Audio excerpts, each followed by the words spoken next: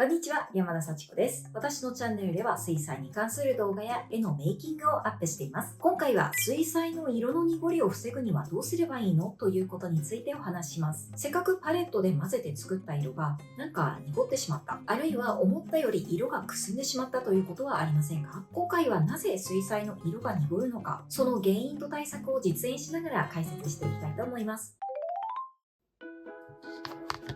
まずはじめに色が濁るってどういうことかと言いますと、鮮やかさや透明感が失われてくすんで見える状態のことです。明確な定義があるわけではなく、なんとなく見た目で判断されることが多いです。水彩の透明感がなくなると、もやもやした重たい印象の色になります。これは決して悪いことではないのですが、軽やかで鮮やかな表現をしたい時にはちょっと厄介です。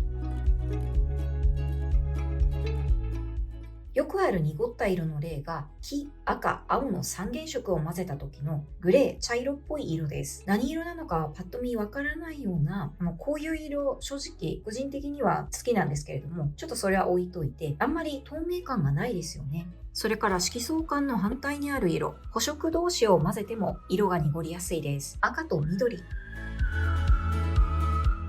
黄色と紫、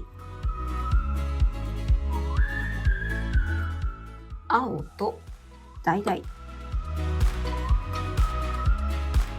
こうした補色同士は混ぜるとグレーとか茶色っぽい色になります。明度と彩度が下がるっていうイメージです。花とか真っ青な空とか鮮やかに見せたいものを塗るときはできれば色の濁りは避けたいですよね。今お見せした色の混ぜすぎや補色を混ぜることは色が濁る大きな原因になります。色をきれいに見せるコツとしてできるだけ透明感のある鮮やかな色を使うというのがあります。例えばキナクリドンスカーレットとかピーコックブルーといった色とか絵の具メーカーを調べるとどんな色が透明色なのか、また半透明なのか不透明なのかっていうのがわかります。また混色するときは補色同士ではなく色相環で隣同士にある同系色、類似色を混ぜると濁りづらいです。混ぜる色数を2色程度に留めておくのも鮮やかさを保つポイントだと思います。個人的にパレットで混色するよりも紙の上で重ね塗りする方が透明感が出やすいと思っています。ただ重ね塗りのしすぎも色が汚く見えちゃうことがあるので注意が必要です。